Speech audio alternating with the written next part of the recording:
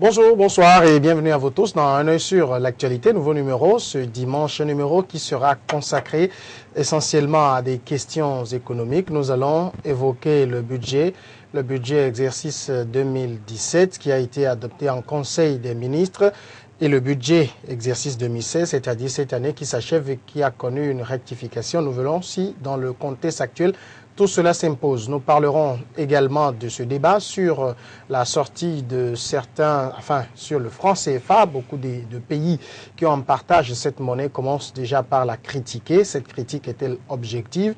Et puis nous dirons également un mot sur le cas du cimentier nigérien Dangote qui continue de secouer l'opinion. Ces sujets, je les évoque avec mes deux invités. D'abord, Kokou Thomas Koumou, il est le président de l'association Veille économique. Bonsoir. Bonsoir. Merci d'accepter l'invitation. C'est moi qui vous remercie de me donner l'opportunité de venir encore sur ce plateau. Merci. Et puis l'honorable Oro Akpo Tchaniao, vice-président de la commission des finances à l'Assemblée nationale. Bonsoir à vous. Bonsoir Samuel. C'est un plaisir de vous recevoir aussi. Oui, ça fait un bail aussi. C'est vrai, c'est un plaisir partagé parce que c'est un devoir pour nous de venir expliquer la situation économique à nos compatriotes. Et vous nous offrez l'opportunité. Merci pour vous. Et j'avoue également que sur Facebook, le débat a intéressé. Un certain nombre de questions ont été envoyées qui seront posées au cours de l'émission. Des commentaires également seront lus pour alimenter le débat. Mais sur ce sujet, je tiens juste à faire cette petite rectification. Lorsque vous envoyez les questions ou les commentaires, de grâce, écrivez en français que je peux lire parce que quand les mots sont tellement abrégés, j'ai beaucoup de mal à me retrouver dedans. Bien. Alors, je l'évoquais, Thomas Koumou, que c'était la semaine dernière en Conseil des ministres. Le gouvernement a d'abord examiné la loi des finances rectificatives gestion 2016. Et selon le gouvernement, il s'agit de résorber le déficit initial de 39,36 milliards de francs CFA. Et donc, le projet de loi rectificative gestion 2016 s'équilibre maintenant en recettes et en dépenses à 1151 milliards contre une prévision de 1002,16 milliards. Alors, avant cela, je voudrais qu'on fasse dans cette émission aujourd'hui tellement simple. Nous sommes en train de parler du budget. Lorsqu'on parle du budget d'un pays, en français facile, qu'est-ce que c'est? Non, c'est simple, en français facile. Le budget d'un pays, c'est l'ensemble des ressources et des dépenses qui sont sous forme de prévision pour une année N+1. Nous sommes aujourd'hui en année N, c'est-à-dire 2016. Pour l'année 2017, eh bien, l'État va pouvoir faire des analyses. En réalité, l'élaboration de ce budget, la conception du budget doit reposer essentiellement sur des considérations idéologiques et par rapport à un modèle de croissance, si ce modèle de croissance existe. Donc sur cette base-là, l'État essaie de voir au niveau de tous les départements ministériels quels sont les besoins et face aux besoins, identifier un certain nombre de ressources qui vont pouvoir être utilisés pour satisfaire ces besoins sur l'année N+1. Ça veut dire que la conception du budget repose sur des prévisions économiques, c'est ça? Tout à fait. En réalité, c'est ce qui doit se faire. C'est-à-dire que par rapport à l'histoire du pays, par rapport à la structure macroéconomique du pays, par rapport au modèle de croissance, si modèle de croissance il y a eu. Je rappelle que la SCAP n'est pas un modèle de croissance économique. Ce n'est pas ce qu'on nous fait croire. C'est juste un document. Ça n'a rien à voir avec un modèle de croissance. Un modèle de croissance a cette capacité de pouvoir vous dire, lorsqu'il y a, par exemple, un abaissement de la pluviométrie sur l'année, vous êtes capable de dire quel sera l'impact de cette baisse de pluviométrie sur le taux de croissance économique. C'est grâce à un modèle de croissance qu'on arrive à calculer, à évaluer ces genres d'impact. Aujourd'hui, nous ne l'avons pas. Et donc, c'est à partir de ces considérations, à la fois historiques, à la fois structurelles et par rapport au modèle de croissance économique, qu'on bâtit un budget. Et évidemment, on a, par rapport aux échéances électorales, on a des projets de société, excusez-moi, le projet de société de celui qui est à la tête du pays, qui veut appliquer ce projet de société. C'est en fonction de ce projet de société qui élabore au fur et à mesure les budgets successifs durant le mandat. Ça veut dire que si on fait des prévisions il peut arriver que cela soit faussé par une ou une autre situation. C'est possible. C'est possible que grâce à un choc conjoncturel ou structurel, les prévisions puissent être faussées. Si vous regardez, par exemple, le fond, le contenu de la SCAP, vous vous rendrez compte que les prévisions sur lesquelles la SCAP a été bâtie ont totalement été faussées par la suite. Si je prends juste le cours du baril, lorsque vous voyez le cours du baril sur lequel la SCAP a été montée, c'est un cours moyen de $110. Or, aujourd'hui, nous sommes à $23. Et si vous regardez les cours du phosphate, les cours du clinker et certaines matières premières sur lesquelles la SCAP a été fondée, a été bâtie, vous vous rendrez compte qu'au jour d'aujourd'hui, ces cours de matières premières sont allés à la hausse, ce qui fait que ça a faussé les prévisions. Donc, des chocs structurels ou des chocs conjoncturels peuvent amener des prévisions budgétaires à ne pas pouvoir être exécutées. C'est possible. Est-ce que c'est dans ces cas-là qu'on doit procéder à un rectificatif? Non, ce n'est pas nécessairement dans ce cas qu'on procède à un rectificatif, parce que ce qu'il a dit, c'est global pour une période. Quand on parle de modèle économique, c'est pour une période et un ensemble de données qui s'imbriquent. Alors que ici, au niveau du budget, comme il a dit, c'est un ensemble de prévisions en ce qui concerne les recettes et les dépenses. Mais au cours de l'exécution du budget, il peut arriver que par rapport à certaines urgences, il peut arriver une catastrophe ou en tout cas une situation qui nécessite obligatoirement que l'État procède à des dépenses qui n'avaient pas été prévues. À partir de cet instant, l'État peut se permettre d'organiser ces dépenses-là, mais de revenir obtenir l'autorisation du Parlement. Parce que c'est la loi, la LOLF, la loi organique portant loi des finances, qui l'exige à son article 4, qui dit qu'aucune recette ne peut être liquidée ou encaissée. De même, aucune dépense ne peut être réalisée sans aucune autorisation d'une loi des finances. Ça veut dire que tout ce que le gouvernement doit faire l'objet d'une autorisation au Parlement. Donc, s'il arrive que certaines situations imposent soit des recettes ou des dépenses additionnelles qui n'avaient pas été prévues, c'est qu'il faut revenir au niveau du Parlement à travers une loi rectificative. Mais ce que nous constatons chez nous, et il a été clair, c'est vrai que le budget est un ensemble de prévisions, mais il faut que ces prévisions-là soient sincères. C'est ce qui n'existe pas chez nous. Toutes les prévisions, depuis, en tout cas, 2013 ou 2014 que nous sommes à l'Assemblée nationale, nous n'avions pas cessé de le dire que toutes les prévisions n'ont jamais été sincères. Et la Cour des comptes, dans ses différents rapports, quand vous prenez depuis 2010, la Cour des comptes n'a jamais cessé de le dire, les prévisions n'ont jamais été sincères. C'est ce qui fait que vous allez constater que même au niveau de la loi de règlement, on vient de voter la loi rectificative en novembre. Nous avions voté en 2013 et en 2014 et en 2015 des lois de rectificative en décembre. Oui. Le 14 décembre, par exemple, donc 2 semaines avant la fin de l'année. Mais quand on est revenu par exemple en 2013, 2014, avec un déficit énorme de jusqu'à 48 milliards, ça veut dire que les prévisions n'ont jamais été sincères. Et c'est ça la réalité de la chose. Je crois qu'on va revenir tout à l'heure dans ce débat, mais je voudrais comprendre une chose. Lorsqu'on parle ici de prévision, ça veut dire que quand on veut bâtir le budget, c'est bâti sur des si nous avons ceci, c'est comme ça? Moi, je pose la question aussi simplement parce que moi, je suis pas économiste de formation. Si on veut, mais en fait, il y a plus de certitude par rapport à ces prévisions. On ne peut pas bâtir un budget juste sur des incertitudes. Non. Et actuellement, il faut constater que l'économie togolaise est en récession. Ouais. L'économie togolaise ne se porte pas bien. Nous sommes en période de récession depuis 2014. Nous avons 5,9 de taux de croissance en 2013. Ça a baissé à 5,4 en 2014, validé par la SCAP d'ailleurs. 2015, 5,3% de taux de croissance.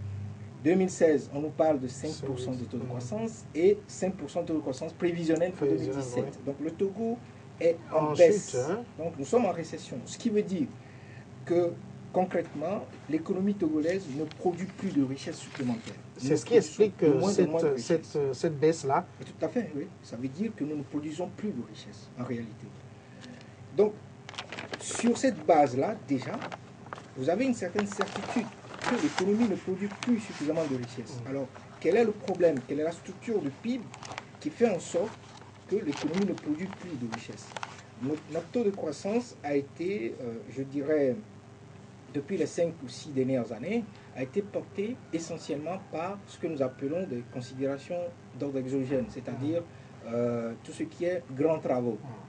Aujourd'hui, les grands travaux sont terminés pratiquement en phase de finition. Tout simplement parce que nous sommes endettés et nous sommes à un niveau d'endettement où nous ne pouvons plus nous endetter. En fait, de façon sérieuse, nous ne pouvons plus nous endetter. Apparemment, on aurait déjà dépassé les 70% du PIB. Nous sommes à 75, ça on reviendra là-dessus. Donc, nous avons au jour d'aujourd'hui une économie qui est en récession. Donc, si vous analysez structurellement parlant le PIB, vous savez normalement, en tant que gouvernant, vous devez savoir quel secteur de l'économie il faut mettre l'emphase pour pouvoir relever l'économie. Donc, on ne bâtira jamais un budget sur des si ou sur des incertitudes. Il y a quand même un certain nombre de certitudes, même si, de toutes les façons, le risque zéro n'existe pas. Donc, on ne peut pas dire que ce sont des prévisions et que une fois que ce sont des prévisions, on peut se retrouver une année plus tard avec un rectificatif budgétaire qui passe à 1151 milliards parce qu'on veut éponger ce qu'on a appelé dans un premier temps un gap. Ensuite, on nous parle de déficit. Enfin, dans le communiqué du Conseil des ministres, on nous dit que c'est un besoin de financement. En toute franchise, moi, je ne me retrouve plus. Est-ce que c'est un gap de 39 milliards? Est-ce que c'est un déficit? Est-ce que c'est un besoin de financement? En macroéconomie, tous les textes ont leur sens. Tous les mots ont leur sens. Alors, expliquez-nous un gap, un déficit, un besoin de financement. Bon, écoutez, un gap, au cours de l'année, c'est comme un trou, oui, c'est juste parce que vous n'avez pas vraiment une visibilité sur les ressources qui vont venir combler ce trou. Et j'avais dit que même dans ce cas-là, les députés, nos honorables députés, n'auraient jamais dû voter ce budget-là. Parce que ce gap n'était ni renseigné, ni justifié. Donc à partir de ce moment-là, le budget n'aurait jamais dû être voté. Maintenant, une fois que le budget est voté, on considère que c'est un gap, il faut très rapidement combler ce trou. Maintenant, on ne comble pas ce trou, on va se réendetter sur le marché de l'UEMOA, et après, une fois que le réendettement a fait, on nous colle un rectificatif budgétaire sur la base de ce réendettement et au fait qu'au cours de l'année, on s'est débarrassé des arrivées de dettes intérieures. Ça n'a, en quelque sorte, ça n'a pas de sens. Je ne comprends pas tout ça. Voilà. Donc, on se retrouve devant un rectificatif budgétaire à coup de force, puisque l'honorable député nous fait comprendre qu'à aucun moment, ils n'ont été informés. Normalement, l'orthodoxie de la gestion des finances veut que lorsque vous vous êtes réendetté, d'ailleurs, lorsque vous allez vous réendetter pour augmenter le niveau de budget qui est fait l'objet de vote au niveau de l'Assemblée nationale, vous devez retourner à l'Assemblée nationale, informer les députés que vous êtes face à une situation, il faut aller chercher de l'endettement supplémentaire. Il faut que les députés donnent leurs accords. Et s'ils donnent accord, vous vous réendettez, c'est en ce moment-là que vous allez venir faire valider le rectificatif budgétaire. Mais ici, on se rend compte que les députés ont été mis devant le fait accompli. On vient leur coller un rectificatif budgétaire de plus de 150 milliards. Et tout ça, c'est comme ça s'est passé? Oui, exactement. Et c'est pour ça que même au moment des débats en plénière, ça n'a pas été facile. Beaucoup de députés, dont le chef de file de l'opposition, s'étaient insurgés, sérieusement, parce qu'on nous a fait croire, comme si on nous présentait le rectificatif budgétaire, comme si c'était une façon de valider, en tout cas, ce qui est déjà fait. C'est qu'on a mis les députés devant le fait accompli, ce qui n'est pas le cas. Alors, quel argument on vous a présenté pour justifier ça? Non, c'est comme il vient de le dire. En réalité, il y avait un gap que nous avions contesté. Parce que là, il est question de déficit. Oui, aujourd'hui, ils ont transformé le gap en déficit. Parce qu'à partir de ce moment où il y avait le gap, On avait posé la question au ministre, à l'époque, c'était le ministre Ayassor, qui nous avait dit qu'ils étaient en négociation avec les pays arabes pour obtenir des dons. Voilà, alors ça, on dit, mais comment vous êtes en négociation, vous ne serez pas encore abouti, et puis vous le mettez dans le budget. Ça, c'est de l'irresponsabilité. Mais le budget est passé comme M. Koumo vient de le dire. Mais ce qui nous a surpris, c'est que ils sont allés chercher l'argent sur le marché financier privé avec un taux d'intérêt de 6,5%, sans informer l'Assemblée nationale. On engage encore un endettement sur le dos du contribuable sans que les représentants de la nation ne soient informés. Et on vient nous imposer cela. C'était vraiment, en tout cas, comme l'avait dit Jean-Pierre Fabre, ça veut dire que c'est un mépris vis-à-vis de l'Assemblée nationale, tout simplement parce que le gouvernement, sachant qu'il a une majorité mécanique, quel que soit le cas, ça va passer. Moi, j'ai été ahuri et j'ai tellement regretté lorsque nos collègues du pouvoir, au moment où ils ont voté ce budget, mais ils applaudissaient comme s'ils se moquaient de nous, alors que, c'est comme on le dit chez nous, on nous demandait de tendre le cou pour qu'on mette la corde. Parce qu'à partir de cet instant où on a fait exploser la dette publique du pays, où le ratio dette publique sur PIB est évalué à plus de 75%, ça veut dire que l'État n'a plus de capacité d'intervention en ce qui concerne les besoins sociaux. C'est pour ça que moi, j'étais ahuri, je regrette. Parce que regardez, lorsque les recettes de l'État augmentent, normalement, chacun s'attend à ce que ces ressources soient améliorées. C'est ce qui se passe avec les enseignants aujourd'hui. Les enseignants c'est des gens qui enseignent, ils savent ce qui se passe, ils savent que les recettes de l'État, depuis 3 ans, ne font qu'augmenter. Mais il n'y a aucune amélioration au niveau de leur revenu. Rappelez-vous, il y a un accord entre la coordination des centrales syndicales et l'État qui disait que lorsqu'il y a une augmentation des recettes fiscales, 30% de l'augmentation devrait servir pour augmenter les salaires des fonctionnaires. Ça n'a jamais été respecté. Donc, à partir de cet instant, je me dis qu'on ne peut pas accepter que parce qu'on est à la tête du pays, parce qu'on a une majorité mécanique qui fait augmenter, qui peut voter à tout moment, qu'on peut orienter le budget comme on le dit. Le collègue vient de dire que nous sommes en récession. Je vais vous donner des exemples pour comprendre que nous sommes vraiment en récession.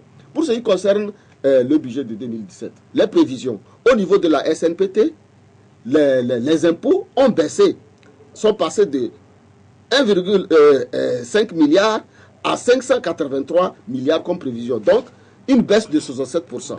Au niveau de Togo Télécom, ce qui était prévu, les impôts qui étaient de 2,2 milliards prévus, sont ramenés à 334 millions, soit 83% de baisse des impôts. Au niveau de l'UTB, on passe de 680 millions à 195 millions. Ce sont 11% de baisse. Au niveau de Manuport, là, c'est encore plus visible. Ce sont 11 millions de prévus, 57 millions à réaliser. Au niveau de EcoBank, les impôts vont passer de 1 milliard 126 millions à 227 millions, soit une baisse de 79%. Et la même chose au niveau de Orabank. Les prévisions qui étaient de 2016 à 2017, c'était de 988 millions, sont maintenant rabaissées à 605 millions. Donc vous constatez qu'au niveau même de l'activité commerciale, ça ne marche pas. Quand vous allez au niveau même de la masse monétaire du pays, il y a une réduction. Au niveau même du commerce vis-à-vis de l'extérieur, les AE, les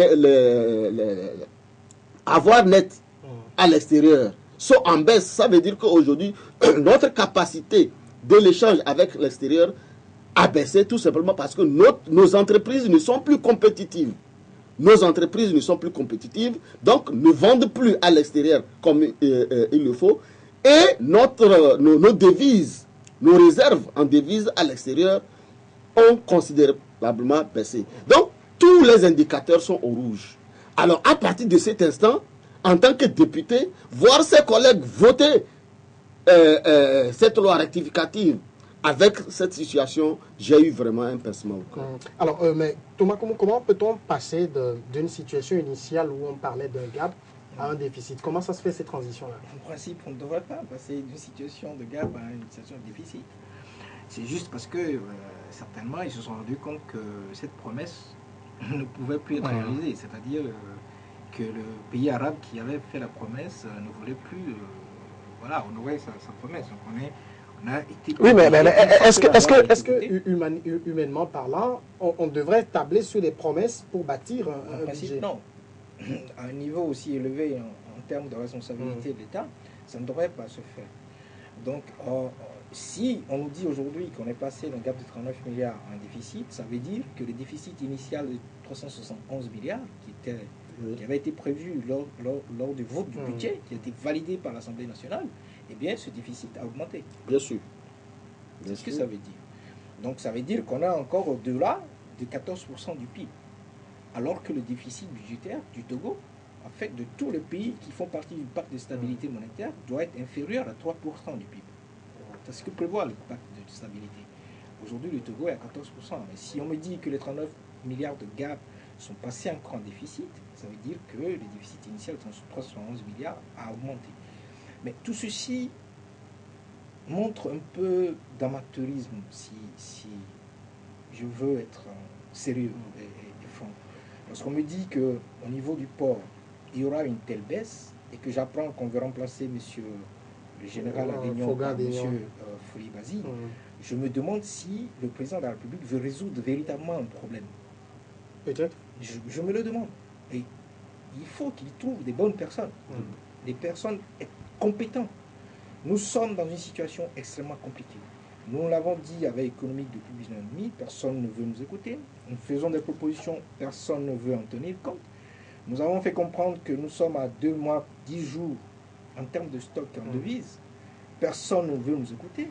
Eh bien, M. Idriss Déby ne voulait écouter personne. Au jour d'aujourd'hui, je pense qu'il est en train d'écouter. Je pense qu'il est en train d'écouter. Il se retrouve maintenant dans 3 mois d'arrivée de salaire, dans une situation qui est explosive. Il n'a plus de capacité d'aller chercher de l'endettement parce qu'il s'est surendetté. Et maintenant, il crie à tout ce qu'il veut l'entendre, qu'il veut avoir la planche à billets, qu'il va lui donner la planche à billets. Lorsque vous refusez en tant que gouvernement dans un pays de vous faire contrôler par les citoyens, toutes les propositions que les citoyens font, vous faites fi. Vous ne voulez absolument écouter personne. Et à un moment donné, c'est clair qu'une économie ne se redresse pas comme des problèmes de famille. Lorsque vous jetez un regard sur ce qui se passe aujourd'hui au Nigeria, il ne faut pas que les gouvernants nigérians se leurrent. Ils ne vont pas résoudre ce problème d'ici un an ou 2 ans. Ils vont d'abord, pour restaurer la confiance du peuple nigérian dans la monnaie nigériane aujourd'hui, il va leur falloir peut-être 2 ou 3 ans. Et après, pour rééquilibrer toutes les structures macroéconomiques de ce pays, attendez, avec ce choc conjoncturel au départ de la baisse du prix du baril qui s'est transformé en un choc structurel, je ne pense pas que le Nigeria va en sortir. Donc, lorsqu'on fait des propositions en tant que citoyens à nos gouvernants, il faut qu'ils nous écoutent. Il faut qu'ils nous écoutent. Mais ils ne veulent pas nous écouter. Nous avons dit que le Togo est sur une mauvaise trajectoire. La tertiarisation de notre économie ne permettra pas à notre pays de sortir de la situation dans laquelle il se trouve. Ça ne nous permettra pas d'émerger. Il faut retourner aux basiques. Il faut réorienter notre économie. Il faut faire un dumping fiscal de façon générale sur l'économie. Mais ce que nous voyons aujourd'hui, c'est l'augmentation des impôts. On nous dit qu'on aura une pression fiscale à 22%. Mais dans le communiqué du Conseil des ministres, on ne nous précise pas d'où on part. Quel est le niveau de la pression fiscale de 2016? On reviendra à ça tout à l'heure. Mais je voudrais comprendre, déjà, au niveau de l'Assemblée nationale, vous avez donné votre quitus à cette rectification. Qu'est-ce que ça induit dans le quotidien des Togolais? Non, c'est ce qui est un peu bizarre, globalement. Mais moi, le parti auquel moi j'appartiens, nous n'avions pas donné notre quitus parce qu'on n'est pas d'accord. Dira que c'est l'Assemblée qui Oui, l'Assemblée, mais l'Assemblée reconnaissait quand même qu'elle est plurielle et qu'il y a un groupe parlementaire qui a rejeté cette façon de faire. Ce que je voudrais ajouter par rapport à ce que mon camarade a dit, c'est que quand vous prenez le solde primaire de base, aujourd'hui, c'est-à-dire que les recettes intérieures moins les dépenses primaires, vous constatez que le solde primaire de base est inférieur à l'amortissement de la dette. Le solde primaire de base, si vous le calculez, ça fait 164,264 milliards, alors que l'amortissement de la dette, à partir du rectificatif, est de 313,88 milliards. Pratiquement le double. Ça veut dire que le pays vit au-dessus de ses moyens. Ça veut dire que c'est ça la mégalomanie. Quand vous êtes dans un quartier, et il y a quelqu'un qui vit... Il est monsieur Bling Bling. Bling Bling. Alors qu'il est endetté. Sachez que celui-là, un jour, il va fuir. Parce que lorsque les créanciers vont commencer... Mais c'est ce qui se passe avec le Togo. Aujourd'hui, on est endetté, surendetté, parce qu'au niveau de l'UEMOA, aucun pays n'est au-delà de 56% de la dette. Aucun pays. Aucun pays. Le plus endetté par rapport aux autres, c'est la Côte d'Ivoire. Il est dans l'ordre de 46-48. Mais le Togo est à 115,3. Ça veut dire que... Et si vous prenez le rapport de la Cour des comptes pour la gestion 2014 à la page 48, la Cour des comptes, dans le dernier paragraphe, l'a précisé qu'il y a en tout cas, l'indiscipline dans le respect des règles.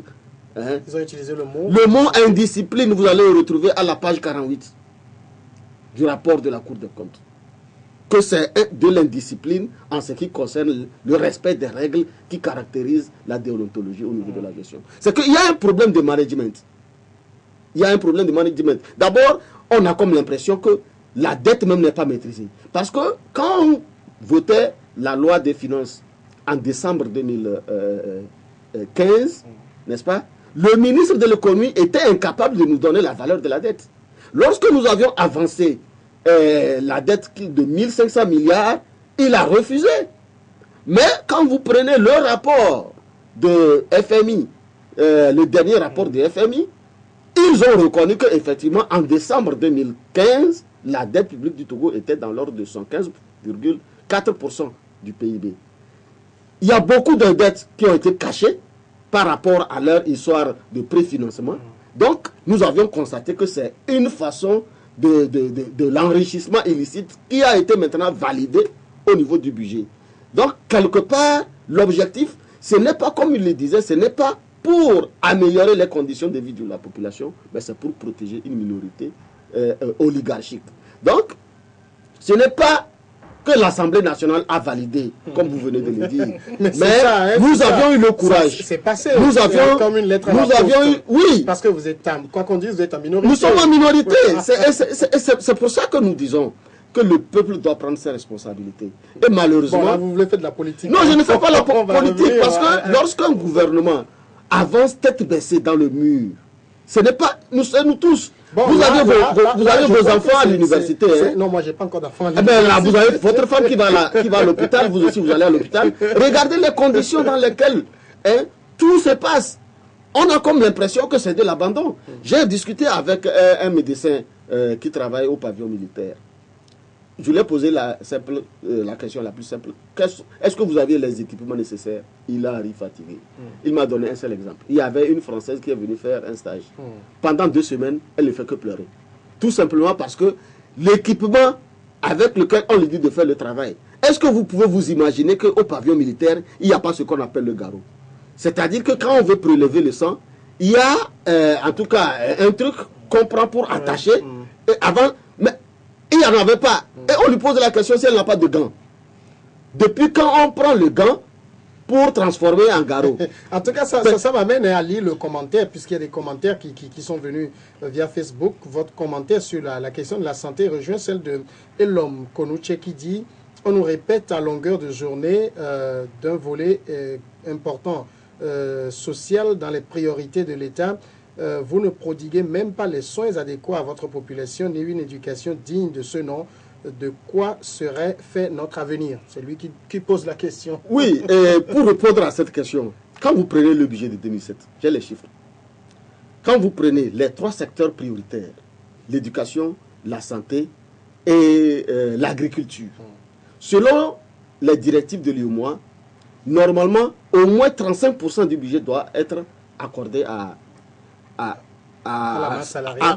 Non, non. Au secteur de la santé et de l'éducation. Ensemble. Alors quand vous prenez le secteur au niveau de la santé, dans le budget prochain, ça fait 56 milliards.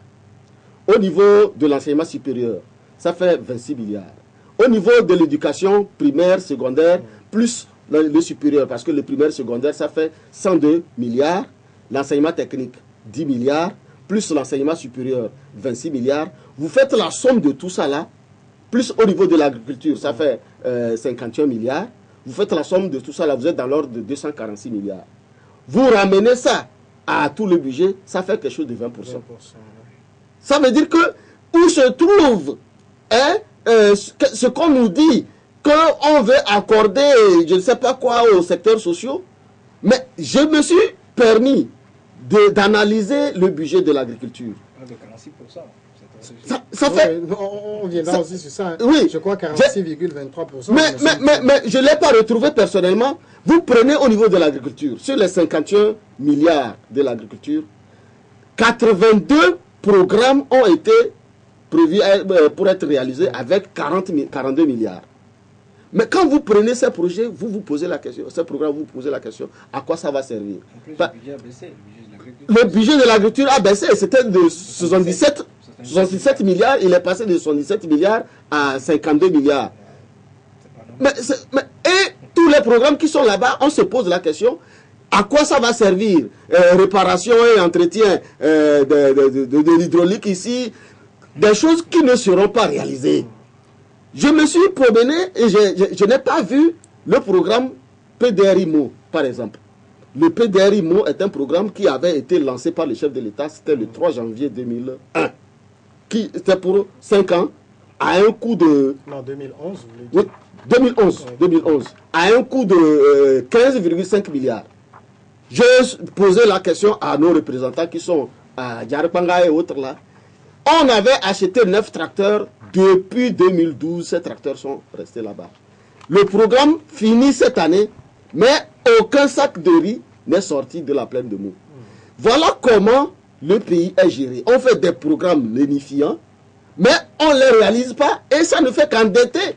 Et la dette n'a fait qu'augmenter avec des programmes non réalisés. Donc c'est pour vous dire tout simplement que tout ce qu'on nous raconte, c'est des catalogues de bonnes intentions, mais en réalité, une incapacité notoire. Et quand vous regardez la façon dont les choses se font, on a comme l'impression que le pays, le gouvernement a tout abandonné. Prenons la santé.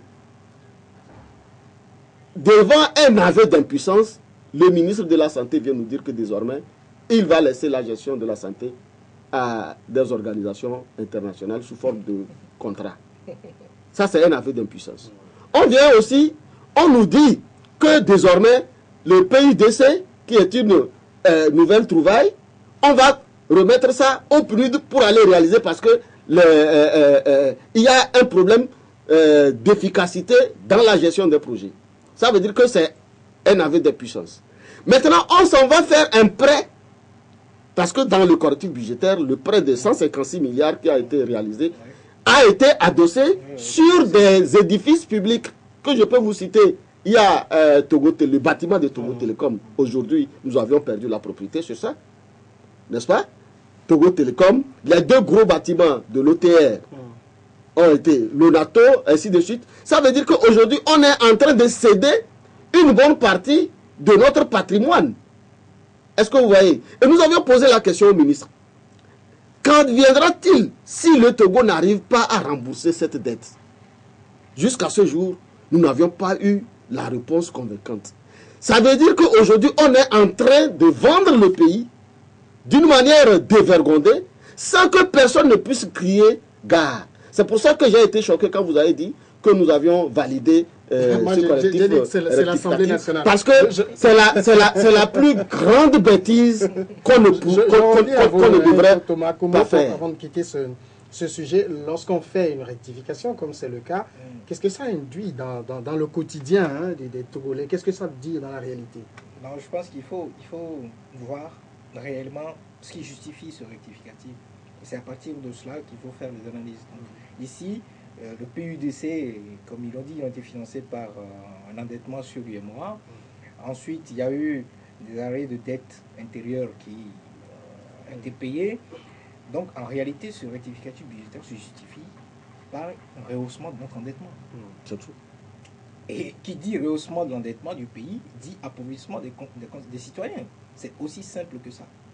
Donc, ce que ça induit aujourd'hui pour notre population, c'est on hypothèque l'avenir de nos enfants, de plus en plus. Donc, c'est l'appauvrissement des populations, c'est la baisse du niveau de pouvoir d'achat, c'est une économie qui est obligée de consacrer une bonne partie de ses ressources à rembourser sa dette. Il faut rappeler que la pression de la dette sur le budget pour 2016 était autour de 24%, à peu près 200, je crois, 45 milliards. On me parle de 300 milliards ou quelque chose de ce genre, ça veut dire que la pression de la dette sur notre budget va progresser encore. Cela signifie qu'un certain nombre de ressources qui auraient dû être consacrées aux secteurs sociaux, notamment l'éducation et la santé, sera obligé de l'utiliser pour payer des arriérés de dette ou payer des services de la dette. Donc plus nous avons de l'endettement qui progresse, plus nous avons l'appauvrissement du pays. Et la conséquence, c'est ce qu'il est en train de dire, l'honorable député, c'est les emprunts scouk, ce qu'on a appelé les fameux emprunts scouk, qui ont fait l'objet d'hypothèques sur un certain nombre d'immeubles, d'actifs du pays. Donc au jour d'aujourd'hui, ces actifs ont été hypothéqués, ça veut dire portés garant, ou en tout cas un certain nombre de loyers de ces immeubles serviront à rembourser cet emprunt, le scoop de 150 milliards. En tout état de cause, ce qu'il faut dire au jour d'aujourd'hui, c'est que nos gouvernants semblent conduire notre pays vers une situation extrêmement difficile. Toutes les propositions que nous faisons, personne ne veut en tenir compte. Tout ce que nous disons, on fait comme si on n'écoute rien du tout. On continue par endetter le pays. Il est clair qu'au jour d'aujourd'hui, structurellement parlant, avec ce que nous appelons un déficit de transactions courantes qui est négatif aujourd'hui autour de 300 milliards, moins 300 milliards pour le Togo, et comme l'a rappelé l'honorable député tout à l'heure, un solde primaire qui est négatif, qui restera négatif selon le FMI jusqu'en 2020, eh bien le Togo va continuer par s'endetter. Ce que nous nous disons, c'est que les ressources de ce pays, qui doivent normalement servir à peut-être faire face à cet endettement et à l'indexer sur un certain nombre de secteurs tels que l'agriculture, dont le budget, pour ce que je suis en train d'entendre, est en train de baisser, eh bien, ces ressources sont mises dans la main des étrangers. Et le ministre nous dit devant l'Assemblée nationale qu'il ne peut pas parler de l'actionnariat de Wassem, que c'est confidentiel. J'avoue que je n'y comprends rien du tout. Je ne comprends pas comment un ministre de l'État, qui sait que Wassem s'assoit sur les ressources de tout un pays, et que tant que nous n'aurons pas 50% de l'exploitation de nos ressources minières, nous n'aurons pas suffisamment de ressources pour payer les 75% d'endettement public au jour d'aujourd'hui, nous hypothéquons dangereusement l'avenir de nos enfants, eh bien ce ministre d'État, ce ministre vient dire devant l'Assemblée nationale que Wassem est une entreprise privée. Mais ce que le ministre oublie, son Excellence le ministre oublie, c'est que Wassem a son existence parce que les ressources minières, le clinker du Togo, du peuple togolais, existent. Et que sans l'existence de cette ressource minière, Wassem n'existera pas. Donc on ne peut pas venir me dire que l'actionnariat de Wassem est confidentiel. Ce n'est pas possible. Donc moi, je réitère au jour d'aujourd'hui à Monsieur le ministre de tout faire pour auditer l'actionnariat de Wassem. Nous devons savoir qui sont ceux qui figurent dans l'actionnariat de Wassem. Parce que ce n'est qu'en mettant en valeur, en récupérant nos ressources minières et en les mettant en valeur, que nous allons pouvoir payer un jour cet endettement dont on parle. Nous n'avons pas le choix. Mais si nos ressources minières sont données à des étrangers, et qui plus est, les ministres qui sont censés défendre nos intérêts viennent à l'Assemblée nationale nous dire qu'il ne peut pas parler de l'actionnariat de Wassem, il y a un problème. Donc ce rectificatif budgétaire, de façon concrète, appauvrit davantage les citoyens. Parce que sont ce déjà qui pauvres, justifie ce rectificatif budgétaire, en fait, c'est l'augmentation de la dette. Voilà. Alors, l'honorable député est là. Lorsque le ministre de la République, comme le dit Thomas Koumou, vous donne des arguments comme ça, parce que après le passage des ministres devant l'Assemblée nationale, beaucoup ont critiqué également la qualité des députés, qui ne sont pas capables de répliquer quand les ministres leur servent des arguments de ce genre-là. Je suis désolé, mais avant de répondre à cette question, je voudrais revenir sur la dette. En réalité, il n'est pas... on n'interdit pas la dette. L'endettement n'est pas une mauvaise chose. Mais à quoi sert la dette? C'est la question qu'il faut se poser. Et comme il le dit, parce qu'aujourd'hui, au lieu de réduire les trains de vie de l'État, on organise des festins partout avec des rendez-vous budgétivores sur le dos du peuple. Je parle du sommet qui a coûté quelque chose de 13 milliards. Parce que quand vous regardez, la loi rectificative de 2015 avait annoncé 5,5 milliards. Donc pour 2015, on a plus que doublé. Le budget de 2016 avait annoncé 2 milliards. Maintenant, la loi rectificative vient nous informer qu'on a encore utilisé 5,5 milliards. Quand vous faites la somme de tout ça là, ça fait quelque chose de 13 milliards qui dépasse le budget du ministère de l'enseignement technique. Au niveau de l'enseignement technique, nous avions au moins 4 lycées techniques, 3 CRETFP et 2 collèges techniques. La somme de tout ça là, ça fait 10 milliards comme budget. Mais allez-y dans nos collèges techniques, dans le lycée technique, toutes les machines sont grippées. Au lieu de former nos élèves, c'est l'information qu'on leur donne.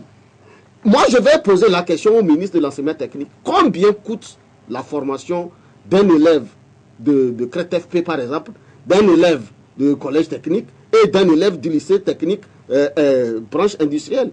Et nous allons constater que là où il faut aller s'endetter pour développer, on ne le fait pas. Mais on s'endette pour venir fêter. C'est comme quelqu'un qui va aller s'endetter pour venir faire le mariage. C'est comme ça que ceux qui nous dirigent, c'est comme ça qu'ils se comportent et nous devons les dénoncer comme il l'a dit. Maintenant, votre question, c'est par rapport aux députés même. Oui, que le débat des questions, ce n'est pas pour répliquer au ministre. Vous les écoutez royalement. Vous posez votre question. Comme des fidèles à l'église, c'est ça? Non, c'est ça la règle. C'est comme ça que ça fonctionne. Il faut changer cette règle-là. Oui, bon, les règles sont faites pour être changées. La règle, c'est que quand vous invitez un ministre de la République, vous lui posez la question. Il répond. Vous qui avez posé la question, on va vous retrouver. Est-ce que vous êtes satisfait? Si vous n'êtes pas satisfait, vous dites que vous n'êtes pas satisfait. Voilà ceci, voilà cela, voilà cela. On redonne la parole au ministre, il répond et puis c'est fini. Ça dit que ce n'est pas, en tout cas... C'est pas un échange. Non, c'est ça. Mais le problème qui se pose, c'est que chacun doit respecter son mandat. Le mandat du député, c'est de contrôler l'action du gouvernement. Pour qui? Pour l'électeur, pour le peuple. C'est le dernier qui a le pouvoir, c'est le peuple qui doit juger. C'est pour ça que nous disons que face à la situation actuelle, ce n'est pas aux députés d'aller faire quoi, mais c'est au peuple de prendre ses responsabilités. Nous avions ce qu'on appelle la séparation des pouvoirs et les limites des pouvoirs. Alors, chacun doit rester dans ce pouvoir. Faire de la politique, mais on va rester dans notre sujet. Je voudrais aussi qu'on évoque, parce qu'on a déjà commencé par en parler, puisque le même Conseil des ministres s'est également penché sur le projet de loi des finances exercice 2017. Le budget 2017 est estimé à 1218,7 milliards de francs CFA. Thomas Koumou, une première lecture de ce chiffre-là. Bon, j'ai l'impression qu'il y a une bulle budgétaire qui se forme. J'avoue que... Parce que les gens pensent que c'est lorsqu'on augmente le budget d'année en année on sent qu'il y a quelque chose qui se passe dans le pays. En réalité, ce n'est pas ça. Ce n'est pas parce que nous-mêmes, nous avons publié un document, nous avons dit que le niveau de budget aujourd'hui requis pour que le Togolais puisse mieux se sentir, c'est autour de 1800, 1859 milliards. Mais concrètement, ce qui se passe au Togo, on a l'impression que... Alors, ça m'amène à vous lire le commentaire de Udemcom et Dometi qui dit « J'ai eu le privilège d'avoir parcouru votre rapport « Quel budget pour une croissance à 2 chiffres ?» et je veux juste féliciter M. Koumou. Ah, merci. Donc, les 1218 milliards, j'ai l'impression que c'est une bulle. C'est-à-dire, on est en train de d'augmenter le budget de façon fictive. Et à un moment donné, cette bulle va éclater. De toute façon, ça éclate tous les ans. On se rend compte que depuis 2014, comme vient de le rappeler l'honorable, eh bien, nous sommes passés de rectificatif, de l'ordre rectificatif en ordre rectificatif. Ça veut dire qu'en réalité, les budgets ne sont pas élaborés de façon sérieuse, basés sur des prévisions, comme il a dit, sincères, ou moi je parlerai de prévisions réalistes. Donc, pour moi, les 1218 milliards, il faut que je retourne à la structure du budget, aux allocations qui ont été faites. L'honorable député était en train de nous dire les différentes allocations. Je constate avec beaucoup de tristesse que le budget de l'agriculture a encore baissé, passé de 50 milliards, de 77 milliards à 56 milliards ou 52 milliards. 52 milliards. Alors que le Togo, nous ne cessons jamais de le dire, est un pays essentiellement agricole, avec une histoire agricole. Et si nous voulons relever la tête, il faut absolument restructurer notre agriculture, la moderniser et faire en sorte que notre agriculture puisse porter notre économie. Mais ce n'est pas ce que nous voyons. Nous constatons amèrement que les gouvernants font des allocations qui ne sont pas des allocations optimales. Ça, nous l'avons dit également dans nos documents. Donc ce sont des allocations qui ne permettent pas à l'économie de produire de la richesse, de produire suffisamment de richesse. Donc, sous réserve de l'étude des allocations qui ont été faites avec les 1218 milliards, ce que je constate, c'est qu'il y a une bulle qui se forme et que cette augmentation du budget ne résulte pas en réalité de la création de richesse de l'économie, mais plutôt des efforts plus ou moins qui se font pour réintégrer ce que nous appelons les trous budgétaires, c'est-à-dire les détournements des fonds en amont de l'économie, qui sont de temps en temps ou d'année en année, on fait des efforts pour les réintégrer dans le circuit orthodoxe, dans les canaux orthodoxes du Trésor. C'est ça qui fait juste augmenter le niveau du budget. En réalité, pour que ce soit véritablement efficace, lorsque notre budget progresse, ça veut dire que c'est la dynamique de multiplication de la richesse de l'économie qui fait progresser le niveau du budget. Et ce n'est pas ce que nous constatons. Nous allons le constater en 2017. Moi, je suis certain que nous n'aurons pas un taux de croissance de 5%. Nous aurons moins que 5%. Tout à fait. Nous aurons moins que 5% parce que, je l'ai dit, la politique des grands travaux est finie. Maintenant, il faut que le taux de croissance soit porté par d'autres secteurs. Et malheureusement, on voit que l'agriculture, son budget est en train de baisser, donc il n'aura pas de structuration. Alors ça veut dire que quand vous parlez de d'autres secteurs, vous pensez essentiellement à l'agriculture? Absolument. Pour moi, le premier secteur, c'est le secteur primaire, l'agriculture et le minier. Notre mine a été hypothéquée et donnée aux étrangers avec des évasions fiscales. Maintenant, ce qui reste, c'est le secteur agricole. L'honorable député nous a donné tout à l'heure la contribution d'un certain nombre de sociétés au niveau des impôts, des ressources fiscales, qui ont considérablement baissé, ce qui veut dire que nous aurons des difficultés en termes de ressources propres. Donc je me demande, les 1218 milliards sont constitués de quoi? Quand nous, avec économique, nous aurons fait l'étude du document, du budget, avec les allocations, les arbitrages, eh bien nous prononcerons davantage. On reviendra là-dessus. Mais pour le commun des mortels, hein, comme il l'a dit, quand on voit le budget 2016, 1151 milliards, 2017 qui passera à 1218,7 milliards, il se dit, ben, tiens, le pays se porte bien. Oui, mais sauf que les emprunts ont encore augmenté de 2016 à 2017. Et où est-ce qu'on a fait les emprunts? C'est sur le marché privé. Ce qui est très grave parce que, vous savez, et pour des pays fragiles comme le nôtre, il y a des possibilités à travers les institutions de Bretton Woods et les institutions multilatérales d'obtenir des prêts à taux concessionnels. Mais parce qu'on n'apporte pas la preuve qu'on gère bien pour que cela puisse nous suivre. Parce qu'on ne prête qu'à celui qui sait gérer. À partir de cet instant, c'est qu'on est obligé d'aller prendre de l'argent sur les particuliers à un taux élevé. J'ai eu le privilège de poser cette question-là à l'époque à M. Kako Nubupo. À quand le prochain PPTE? Parce que le PPTE, l'initiative PPTE a eu lieu, c'était le 14 décembre 2010, n'est-ce pas? Qui a permis de réduire à l'époque le niveau de l'endettement du Togo était très élevé, beaucoup de 80% de notre dette extérieure. Il y a eu beaucoup de remises de dettes. Oui, j'ai dit 80% de la dette extérieure a été diminution de 80% de la dette extérieure. Donc on avait la chance de repartir. Mais oui, bien sûr, il fallait reprendre la structure même de l'économie. Parce que j'ai posé la question à Moussa Gassama, qui était à l'époque le représentant de la Banque mondiale. Qu'est-ce qui change après le PPTE? Mais malheureusement, la réponse qu'il a donnée, c'est celle que le gouvernement a prise. C'est que ça permet au Togo de se réendetter. Mais ce qui est grave, non, c'est qu'il fallait profiter de la réduction de la dette publique extérieure pour réorganiser le système, la structure même de l'économie, comme il l'a dit, réorganiser tout autour de l'agriculture, créer des entreprises de transformation agricole pour créer encore de la valeur ajoutée, de l'emploi, et rassurer maintenant la croissance, comme le disait un japonais, c'est-à-dire à vol d'oie sauvage. C'est-à-dire que l'industrie agricole se développant permet maintenant de faire des exportations et avoir des ressources pour créer des industries de transformation et le système secondaire va se développer ainsi de suite. Mais nous avions fait le contraire, c'est que nous on a développé le secteur tertiaire où c'est les services, on ne crée pas. Donc, en tout cas, et on s'endette toujours. C'est que ça veut dire qu'aujourd'hui, la dette ne permettra pas de payer la dette. Elle ne fera que augmenter la dette. Et c'est ce que je posais comme question au ministre. Mais vous avez oublié l'effet boule de neige. Parce qu'aujourd'hui, le Togo peut refuser de s'endetter. La dette va augmenter.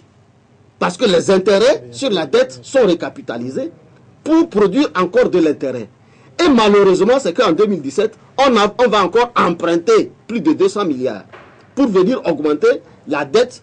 Mais où est-ce que nous allons? C'est une question de vision et d'option. Vous dites que je fais la politique. Non, je ne fais pas la politique, mais je dis ce qui se passe. À partir de cet instant, c'est que, comme il l'a dit, on est en train d'hypothéquer dangereusement notre avenir parce que rien n'est fait pour l'industrie togolaise. Rien, absolument rien. Sur la question du budget, puisqu'on est à 1218,7 milliards, il faut forcément trouver ces fonds quelque part et le gouvernement compte élargir. C'est la base, c'est l'assiette fiscale, on y comprend rien. Lorsque j'ai lu le communiqué, du gouvernement, je me suis posé beaucoup de questions. Bon, nous savons que M. Ayassor, lui, il était un homme de droit, et pourtant il a dirigé l'économie togolaise pendant 9 ans. Oui. Aujourd'hui, nous avons un banquier à la tête de l'économie, et il faut que les choses se fassent de façon sérieuse. En réalité, il est en train de parler de l'érection de la base fiscale, ce qui est différent de l'assiette fiscale. Je donne des exemples concrets pour que le téléspectateur puisse bien comprendre. Lorsqu'on parle d'assiette fiscale, on veut élargir l'assiette fiscale par exemple, eh bien le gouvernement peut décider de réintégrer tout ce qui est émillant dans son assiette fiscale, c'est-à-dire formaliser le secteur et demander de la part de nos émigrants de pouvoir participer à l'effort fiscal. Là, vous êtes en train d'élargir l'assiette fiscale. Ou bien, le gouvernement décide de faire un chemin de fer, le Messine-Cassé, et dans la construction du chemin de fer, il va construire des gares, et il va permettre à un certain nombre de Togolais de trouver des emplois, donc vont avoir des salaires, ils vont payer des IRPP, ils vont payer de la fiscalité. L'entreprise qui va gérer ces gares sera probablement une entreprise étatique qui va payer des impôts, etc. Vous êtes en train de créer un nouveau secteur, donc vous élargissez votre base fiscale, votre assiette fiscale. Alors, ce que dit le gouvernement aujourd'hui, c'est l'élargissement de la base fiscale, d'aller chercher des niches fiscales, ce qu'ils appellent niches fiscales. Ça veut dire quoi? En réalité, c'est simple. Prenons le secteur des médias. Au jour d'aujourd'hui, vous êtes certainement exonéré d'un certain nombre d'impôts. Eh bien, le gouvernement va dire, écoutez, on va essayer de réintégrer dans votre base ces déductions d'impôts. Ça va vous permettre d'élargir la base sur laquelle nous imposons le secteur des médias. C'est ça l'élargissement de la base fiscale. Et dans un pays où les gouvernants n'ont pas une forte légitimité, ce genre de décision, ça peut créer des tensions. Eh bien, ça crée des tensions dans les entreprises. Et surtout lorsque le gouvernement dit que cet élargissement de la base fiscale va desserrer les taux sur les grandes entreprises, ça voudrait peut-être implicitement dire que ça va resserrer les taux sur les petites et les moyennes entreprises. Alors, qui ont déjà du mal si à tenir. tout le monde, dans le monde, tous les économistes s'accordent à dire que ce sont les petites et moyennes entreprises, les petites et moyennes industries qui font développer un pays, qui font de la croissance, et que nous, au Togo, nous voulons desserrer les taux sur les grandes entreprises et nous occuper des petites et moyennes entreprises, je me demande où est-ce que le gouvernement peut trouver les points de croissance. Voilà les problèmes. Donc, on nous parle aujourd'hui de base fiscale. J'espère que c'est une erreur. Et nous avons déjà proposé, nous, avec Économique, dans nos propositions au gouvernement, d'élargir l'assiette fiscale. Mais ce n'est pas fait jusqu'au jour d'aujourd'hui. Et ce n'est pas l'augmentation de la base fiscale qui va résoudre le problème, croyez-moi. Nous allons devant des problèmes. Nous allons devant des problèmes. Et on nous parle de niche fiscale. Si on augmente les péages et on considère que ce sont des niches fiscales et qu'on vient de découvrir, qu'on veut réintégrer dans la base fiscale, eh bien, j'attends janvier, on verra si les populations accepteront que l'augmentation des péages se fasse. En plus, on nous dit que le taux d'inflation passera à 2,5. On oublie de nous dire d'où on est parti. Là aussi, le communiqué du gouvernement ne précise pas quel était le taux d'inflation en 2016. En réalité, le taux d'inflation est en train de progresser. Cela veut dire que les Togolais vont encore acheter plus cher en 2017. Voilà le schéma. Voilà ce qui va se passer. Et ce n'est pas moi qui le dis, c'est l'interprétation du communiqué du Conseil des ministres. Voilà les explications que les Togolais doivent comprendre. En clair, en 2017, puisqu'il est question d'élargir la base fiscale, on va assister à une pression fiscale sur les... C'est ce qui va se passer. Si ma mémoire est bonne, il faut que les gouvernants nous le disent. La pression fiscale 2016 était à 20%. Aujourd'hui, on nous dit on va passer à 22%. En réalité, le niveau de la pression fiscale a augmenté. Mais de toutes les manières, lorsqu'un gouvernement vous dit qu'il va se baser sur l'élargissement de la base fiscale et de la recherche des niches fiscales pour pouvoir avoir ses ressources, c'est que le gouvernement va créer de la tension. C'est ce qui va se passer, malheureusement. Normalement, structurellement parlant, le Togo doit s'activer pour élargir son assiette fiscale. Et l'élargissement de l'assiette fiscale ça impose de formaliser certains secteurs. Oui, mais il faut formaliser un certain nombre de secteurs. Il faut formaliser un certain nombre de secteurs. Et l'élargissement de l'assiette fiscale va permettre même un dumping fiscal, c'est-à-dire va permettre une baisse générale de la pression fiscale dans le pays, qui permettra aux entreprises. Vous avez vu ce que Donald Trump veut faire. Il veut diminuer l'impôt sur les sociétés. Pourquoi? Parce qu'il ne veut plus d'évasion fiscale. Il veut que l'ensemble des ressources générées par l'économie américaine restent dans le pays. Voilà. Lorsque aux États-Unis, on veut faire une baisse de 20 points de l'impôt sur le revenu, passer de 35% à 10%, lorsqu'on veut diminuer l'impôt sur la fortune, et qu'on veut absolument que les ressources du pays demeurent dans le pays, servent à soutenir, à redynamiser l'économie, eh bien au Togo, ce que nous faisons, c'est l'inverse. C'est l'inverse. Donc, moi je dirais à son Excellence, Monsieur le ministre de l'Économie et des Finances, de revoir sa copie, parce qu'il ne va pas s'en sortir.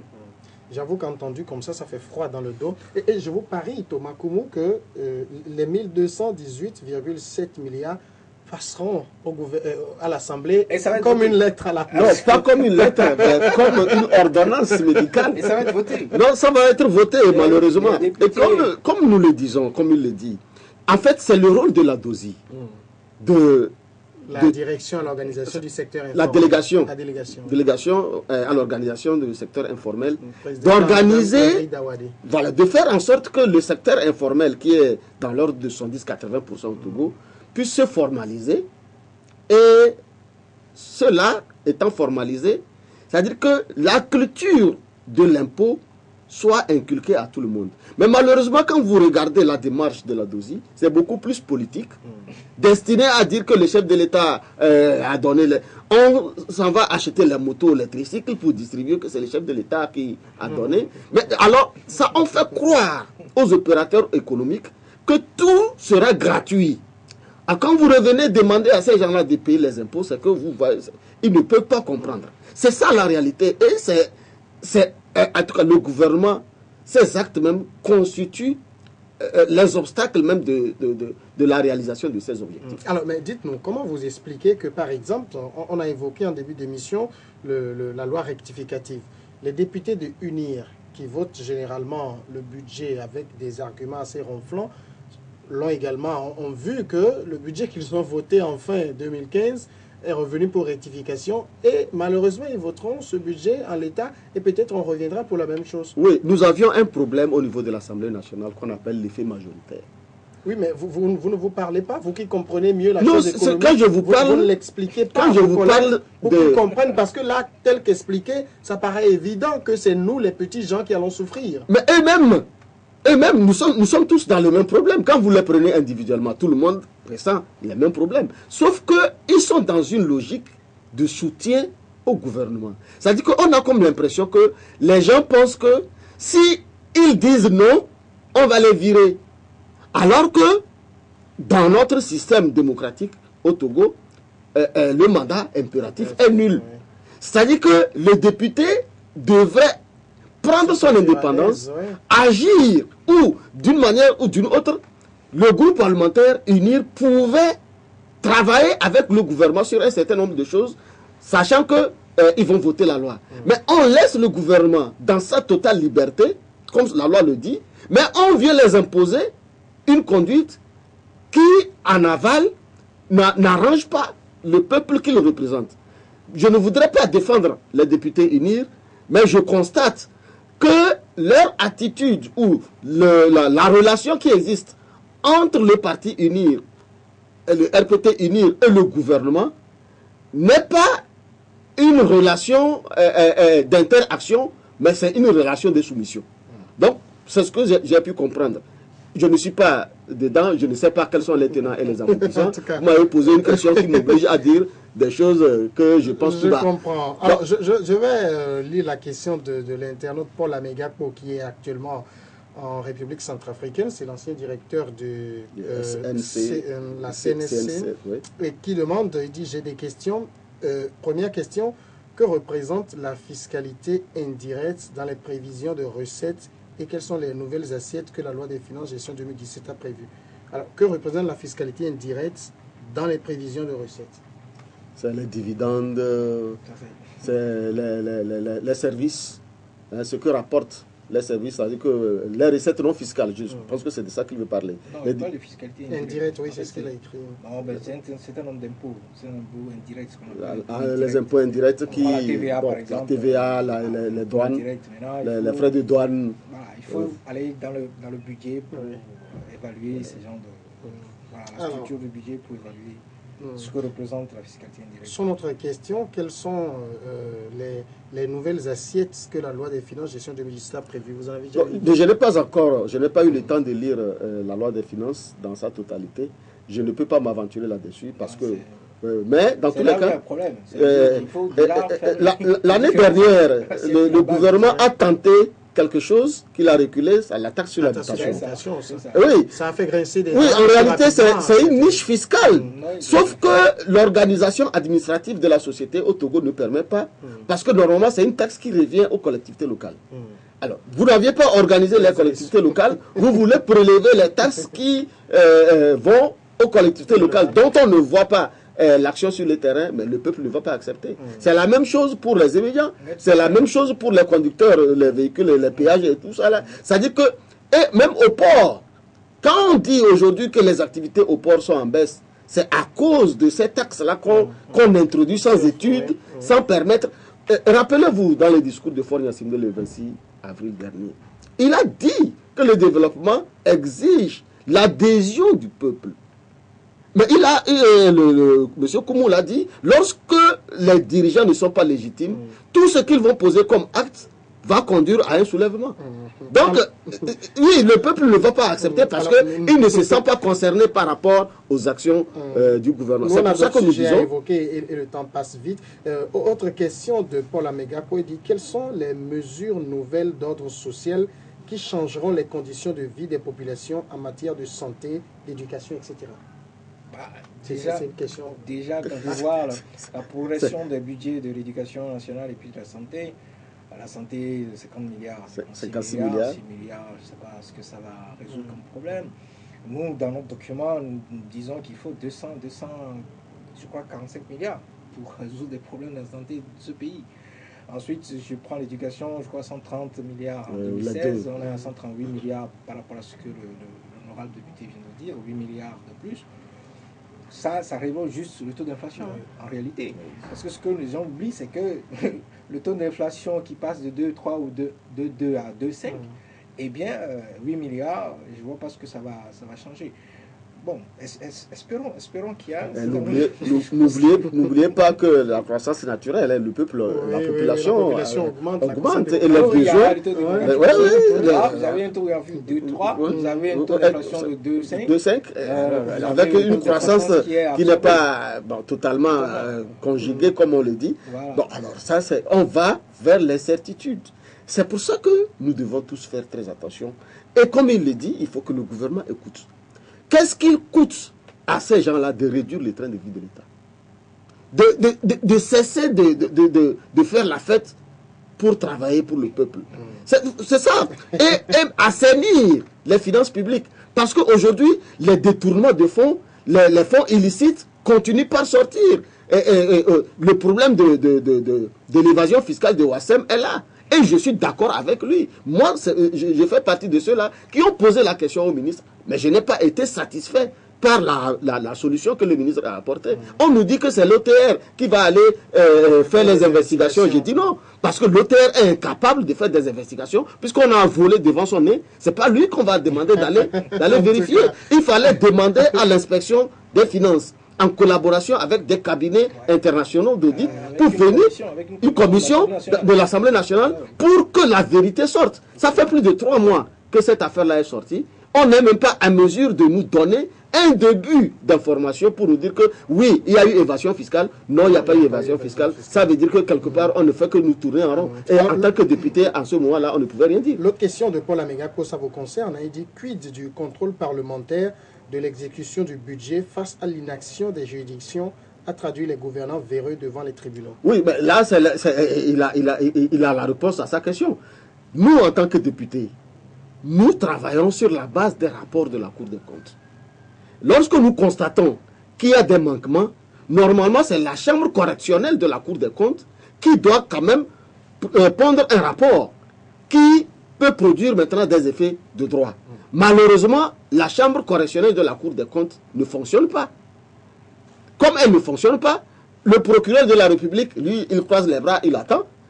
Et ça veut dire que le système ne fonctionne pas du début jusqu'à la fin.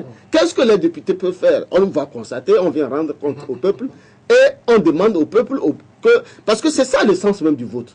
C'est le peuple qui a donné cette majorité qui nous gouverne. C'est au peuple de retirer cette majorité-là en votant aux élections législatives prochaines, changer la majorité. Non, je ne suis pas en campagne. J'ai fait une analyse. Peut-être malheureusement je suis un politique, mais j'ai fait une analyse. Parce que c'est ça le rôle même, le vote. Le vote c'est quoi? C'est un choix.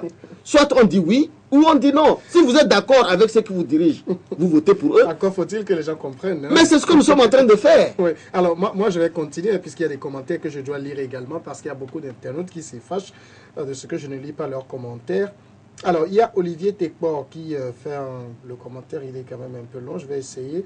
À quoi sert le ministère de l'économie et des finances? Comme table de la présidence, rien de plus. En ce qui concerne, le CFA, alors bon, je crois que ces autres analyses concernent le franc CFA. Dès qu'on évoquera le sujet, je vais lire. Marc Dometti demande, vu que le secteur secondaire est le moteur de notre économie et que le PIB par habitant n'est que de 600 $, ne pensez-vous pas que l'État exagère en misant l'augmentation du budget sur le fiscal?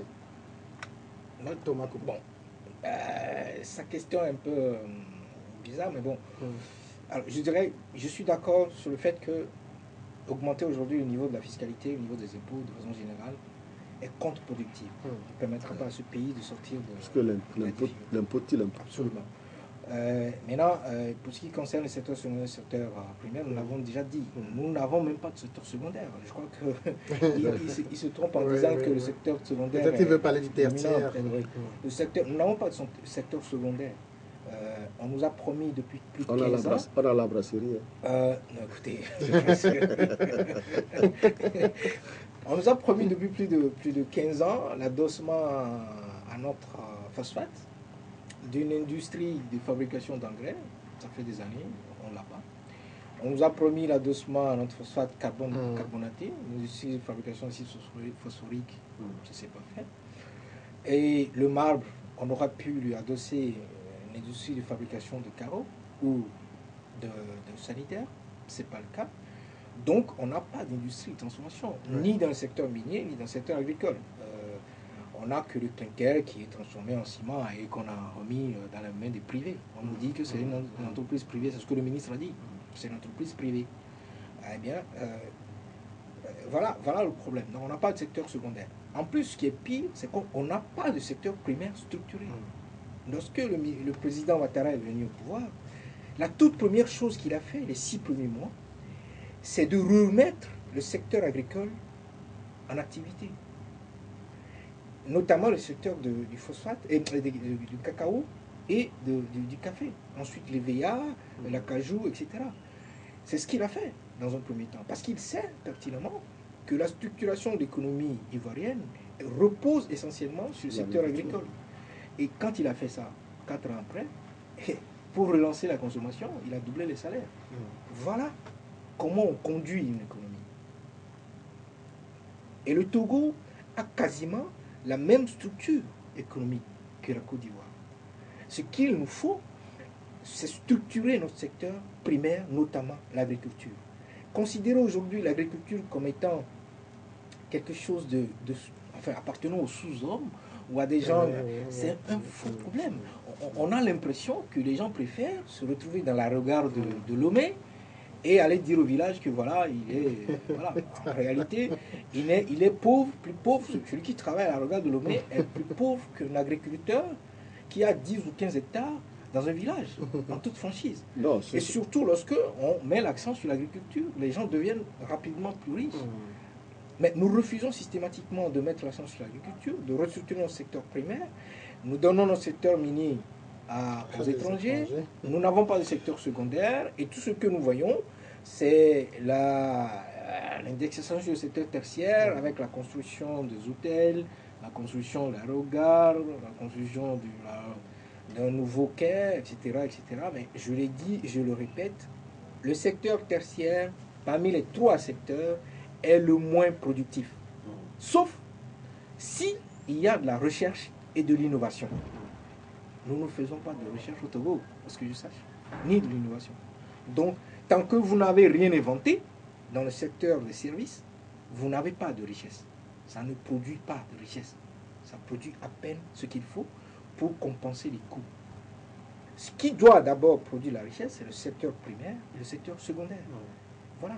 Mais nous faisons l'inverse. On nous dit qu'on veut construire un Monaco africain, ou je ne sais pas, un Singapour africain. Je suis désolé. La culture et l'histoire de Monaco, de Singapour, n'a absolument rien à voir avec oui, je voulais dire quelque chose par rapport à l'agriculture et aux jeunes agriculteurs qui quittent le village. Vous avez dit que les gens préfèrent être à l'aérogare de Lomé que d'être au village. Non, nous étions aux universités sociales lorsque les agriculteurs sont venus faire leur exposé. Et nous avions compris que rien n'est fait pour aider les agriculteurs.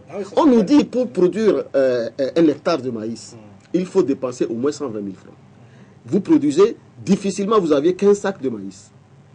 Or, les agriculteurs ne vendent leur maïs qu'au mois de septembre, au mois où les prix sont bas. 8 000 francs le sac, vous faites le calcul. S'il doit réserver au moins 3 sacs pour sa nourriture, il n'a que 6 mois de consommation. Il ne peut même pas rembourser les 120 000 francs et ses enfants ne peuvent même pas aller à l'école. Finalement, il se rend compte que l'exploitation agricole conduit à la pauvreté. Il vaut mieux venir rester à l'aérogare. Donc c'est pour vous dire que c'est une question de logique économique, comme vous l'aviez dit. C'est qu'on a l'impression que pour le gouvernement, la richesse, le secteur même qui doit créer la richesse, aujourd'hui, on ne sait pas quel est le secteur qui produit la richesse. Alors, on va évoluer. Autre question de Marc Dometti. Ça, je ne sais pas si vous y répondrez tout de suite. Il dit le grand marché de Lomé, où se situe sa reconstruction dans ce budget?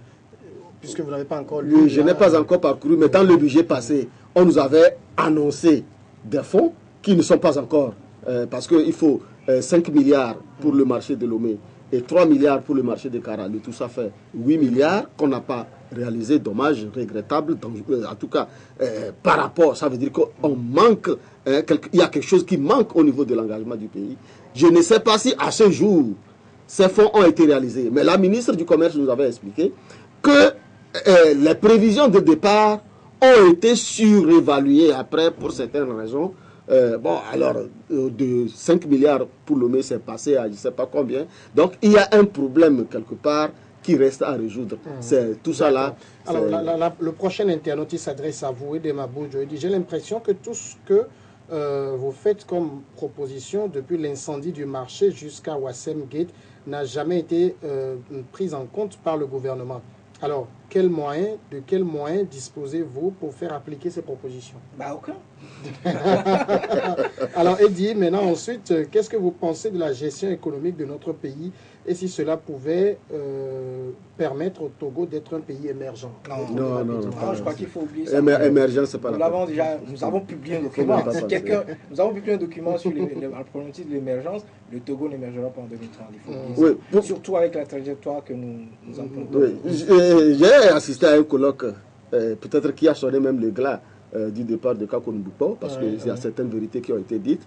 Et le professeur Agbobli, qui était un des qui dirigeait un panel, nous a dit que lui, tous les gens de sa génération ne verront pas le Togo émergent. J'ai dit, dans tous les cas, moi, je peux voir. Mais quand le professeur Khalif est passé après le professeur Kakounoubo, moi-même, je me suis rendu compte qu'avec ce régime, ma génération ne verra pas le Togo émergent. Pour dire tout simplement que si la façon dont ce pays-là est géré, ça continue, c'est que ce n'est même pas la peine de rêver. Il faut garder espoir en Dieu. Non, ce n'est pas la peine de rêver. Yaovi Samson Misso, il dit, j'aime beaucoup ce que vous faites pour notre pays. Je me pose beaucoup de questions. Est-ce que les comptes des années précédentes sont faits avant d'adopter le budget 2017? Non, c'est par rapport aux lois de règlement. La loi de règlement consiste à venir rendre compte de l'exécution de l'année N-1 avant d'adopter le budget de l'année N+1. Malheureusement, nous sommes aujourd'hui à la loi de règlement de 2014, qui n'est même pas encore adoptée à l'Assemblée nationale. Et normalement, on devrait avoir le rapport de la Cour des comptes sur la gestion même de 2015, mais malheureusement, nous ne l'avions pas. Et nous allons adopter le budget de 2017 sans savoir comment le budget de 2015 a été exécuté. Alors, il dit, est-ce qu'une vieille de mon village de Vaughan aussi sait ce qui se passe avec le budget? Alors moi, ça amène à une question intéressante. On a l'impression qu'au Togo, parce qu'au Ghana, par exemple, quand on parle de budget, c'est la dame de Botocoin même qui vous en parle.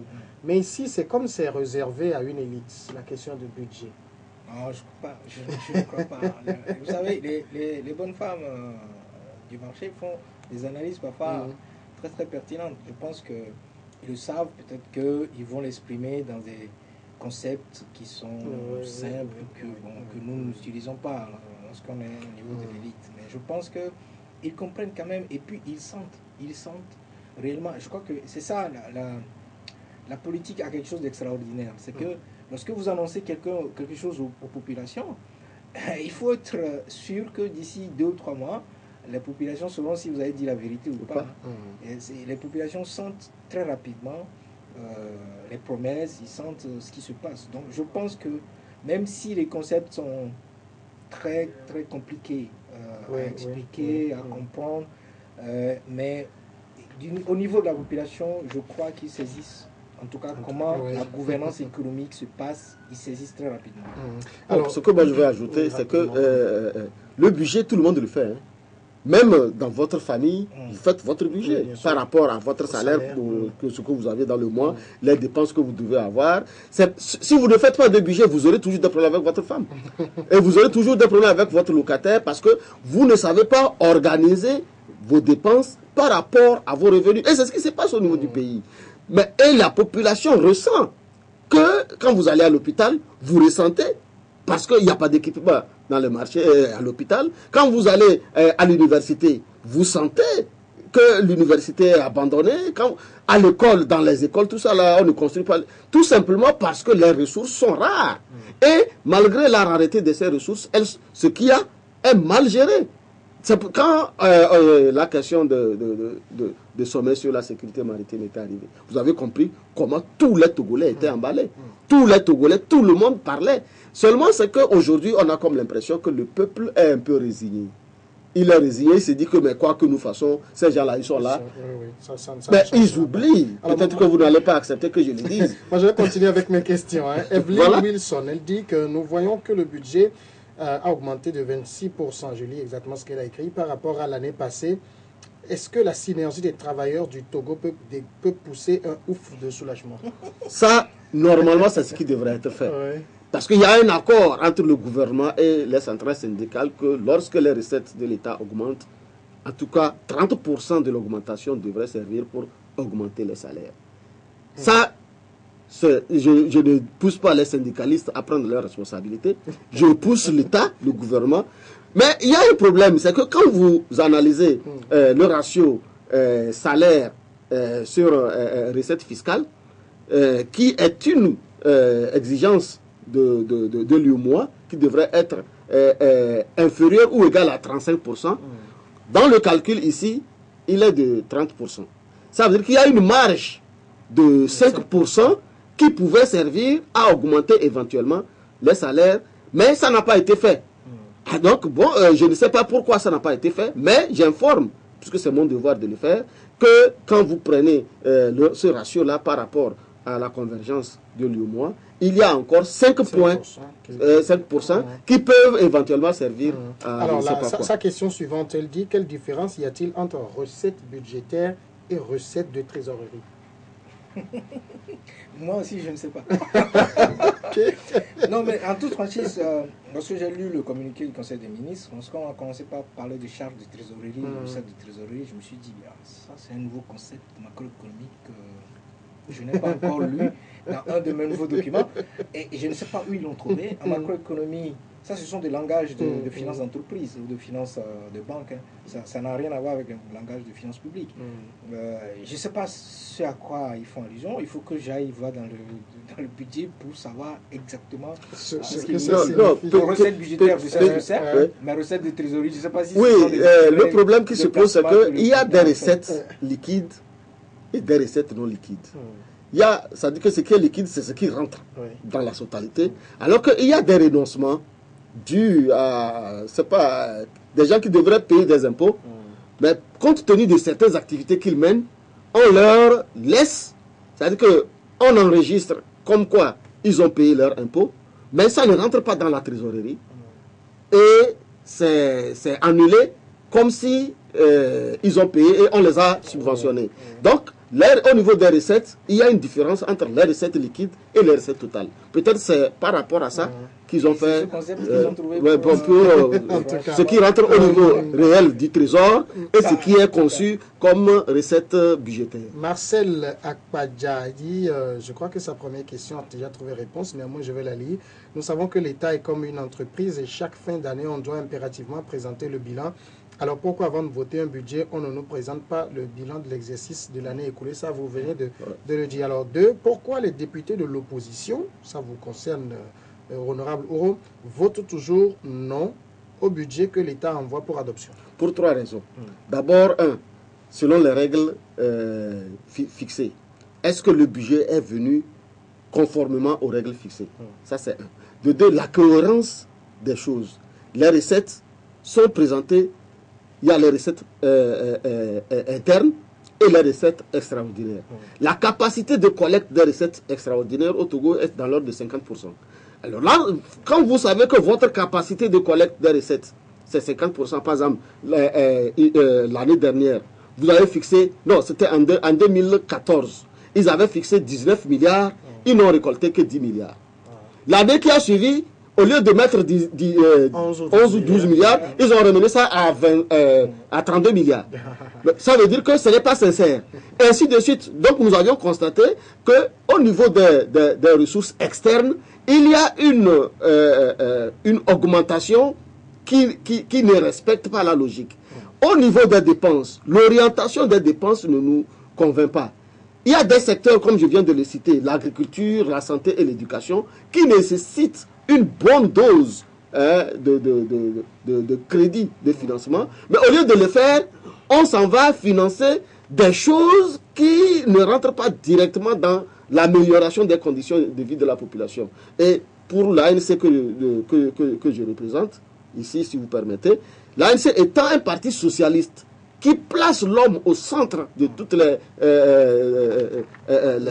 considérations, nous, on ne peut pas accepter qu'on fasse la part belle au prince au détriment de la population. Donc, on ne peut pas accepter parce que la logique dans laquelle le gouvernement se trouve ne nous rassure pas par rapport à notre... D'accord. Alors, on va évoquer, parce qu'il nous reste pratiquement 5 minutes, on va évoquer la question de la sortie du franc CFA en quelques mots, mais je vais lire quelques commentaires aussi de Olivier Tecpor qui dit, en ce qui concerne le CFA, ils vous diront que ces 14 pays ne pourront pas frapper leur monnaie, et pourtant la France, la Suisse, la Belgique avaient leur monnaie. Mais soyons sérieux, quelle richesse possèdent ces pays plus que nos pays? Nos fonctionnaires de la BCEAO diront que le CFA est une monnaie forte et qu'on vivra la misère si on osait frapper notre propre monnaie. Et pourtant, les pays de la zone CFA occupent les dernières places du classement des Nations Unies sur le développement humain. À quoi sert la BCEAO si notre monnaie est déjà stable? Ils font quoi comme boulot au quotidien? Voilà des fonctionnaires qui sont la solde de la métropole. Que les Africains arrêtent de s'infantiliser. La zone CFA est le seul espace monétaire au monde où les colonies lient leur monnaie à leurs anciennes puissances. C'est quoi cette aliénation? L'Afrique est-il devenue le chien de Pavlov? Si les 14 pays africains ne pourront pas frapper et diriger leur propre monnaie, ça ne sert à rien de former des économistes.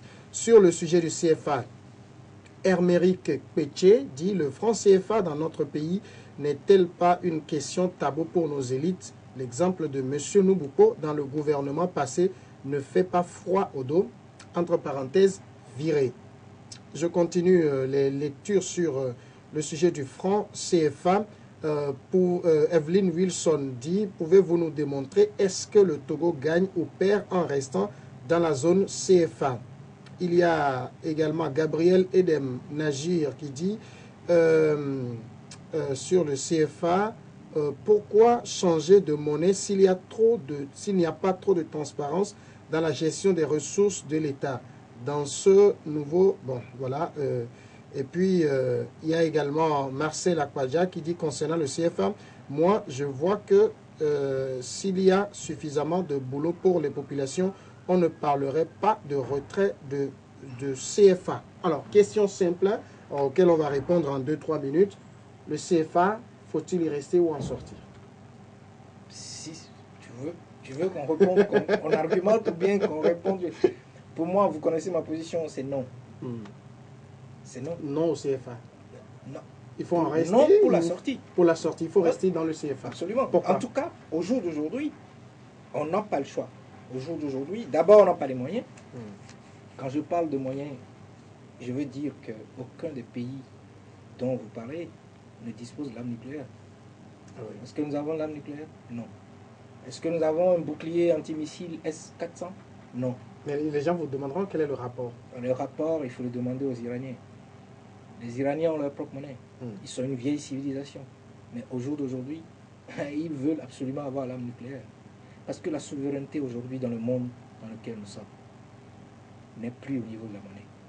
La souveraineté n'est plus au niveau de la monnaie. Il faut que les gens le comprennent très bien. Je suis désolé, nos parents et nos grands frères qui ont fait des études en Europe, etc., ont rêvé d'avoir une monnaie. C'est vrai. Il faut, lorsque on veut conduire une économie à l'émergence ou à l'industrialisation, il faut les deux. C'est-à-dire une politique monétaire, une politique budgétaire. Mais moi, mon problème, mon véritable problème, ce n'est même pas au niveau de la souveraineté militaire. Mon problème, c'est que nous avons des gouvernants qui ont détruit nos pays, déjà. Et moi, je ne cautionnerai jamais qu'on donne la planche à pied. Ça, c'est ce que les gens ne comprennent pas. Quand les gens disent qu'il faut sortir du franc CFA, c'est-à-dire qu'il faut désarmer le franc CFA de l'euro, Ce que les gens veulent dire de façon concrète, c'est de donner par exemple à M. Idriss Déby la planche à billets, c'est-à-dire la possibilité à M. Idriss Déby de couper de l'argent. Alors je pose cette question à la jeunesse togolaise. Si on donne au jour d'aujourd'hui la planche à billets à M. Idriss Déby par exemple, ou à son excellent M. le Président de la République fort, qui va nommer le directeur de la Banque centrale? C'est le président. Ce sera lui, oui. Si le président demande au directeur de la Banque centrale, il envoie 2 de ses officiers avec des sacs et lui demande de lui couper 300 milliards parce qu'il doit voyager. Est-ce que le directeur de la Banque centrale peut dire non? La réponse, c'est non. Il ne peut pas dire non. À partir de ce moment-là, lorsque les gouvernants refusent de se faire contrôler par les citoyens, lorsque les citoyens font des propositions à travers la société civile, ils refusent systématiquement d'obtempérer ou d'y jeter même un coup d'œil. Lorsqu'on n'a aucune possibilité au jour d'aujourd'hui d'avoir d'autres gouvernants à la place des gouvernants actuels, moi je ne cautionnerai jamais la sortie du franc CFA. Jamais. D'accord. Alors, sur le même sujet, Oui, sur le même sujet, moi je n'ai pas la même lecture. C'est vrai, je suis parfaitement d'accord sur sa conclusion. C'est-à-dire que, pour moi, la monnaie est une identité. Et le franc CFA, dans sa configuration actuelle, c'est une forme de colonisation.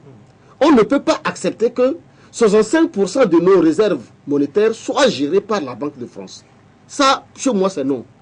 Donc, maintenant, la capacité de gérer notre monnaie, ça, c'est un autre problème.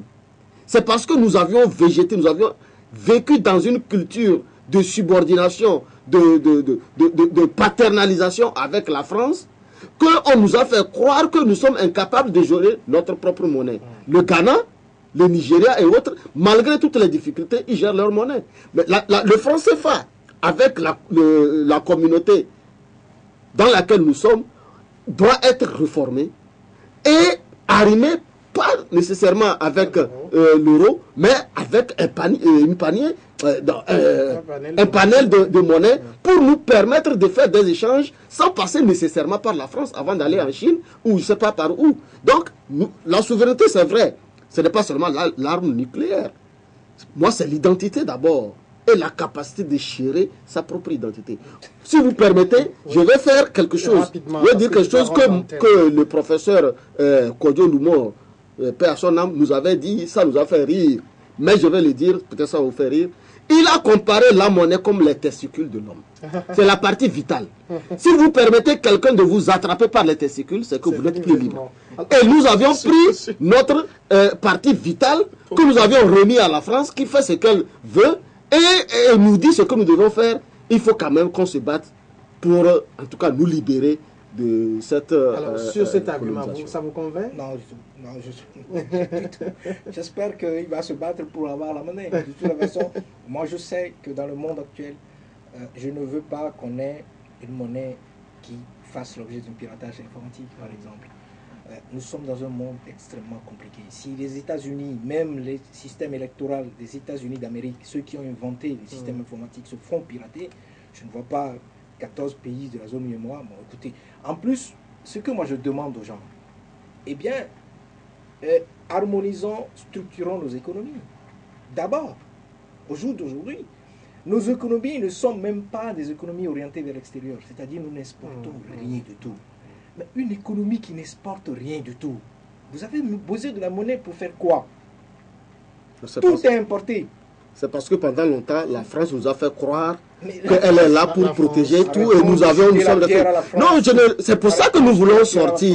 Nous voulons sortir et c'est comme si vous êtes en train de nous dénier. Vous êtes en train de, oui, vous êtes en train de nous dénier. Capable de créer une force militaire. Même la souveraineté de sécurité, on ne l'a pas. Oui, mais c'est dans les problèmes. C'est les problèmes qui forgent l'esprit. Notre temps ne nous permet pas de débattre, mais moi je voudrais vous poser la dernière question de Paul Amegako qui dit: sur le franc CFA, est-il possible d'ouvrir une information parlementaire pour édifier les Togolais sur le rôle de cette monnaie dans l'assassinat de Sylvanus Olympie? Non, parce que ceux qui sont à la tête du pays, c'est ce qu'il a dit. Il y a un élément fondamental d'accepter les principes démocratiques. Réfléchir sur soi-même pour trouver des solutions. Ça, on ne le fait pas. On ne le fait pas si on ajoute encore le problème monétaire. Ah, voilà. Mais gagnons d'abord cette bataille démocratique. Donc, que dans tous les cas, accepte de faire dans tous les cas, et après on verra pour la après on va le faire. D'accord. On va conclure ainsi. Thomas Koumou, président de l'association Veille économique. C'est Thomas Koumou, hein. Je ne m'appelle pas Kokou. Hein. Ah, d'accord. J'ai toujours cru que vous appeliez non, Doji. Ah, d'accord. Autant pour moi. Donc, Doji Thomas Koumou, président de l'association Veille économique, et Ouro Akpo-Chanyao, vice-président de la commission des finances à l'Assemblée. Je suis également le secrétaire général adjoint de l'ANC. C'est vrai que vous ne voulez pas que je sois politique, mais c'est l'une de mes casquettes. Secrétaire général adjoint de l'Alliance nationale pour le changement. Merci d'être passé dans cette émission. C'est moi qui vous remercie. Ce fut un grand plaisir, mais en tout cas, moi j'ai beaucoup appris. Malheureusement, le temps ne nous a pas permis de toucher l'affaire Dangote. Pour une autre occasion d'ailleurs, peut-être si vous êtes disponible, lorsque le budget sera voté, on pourra se retrouver pour un autre débat.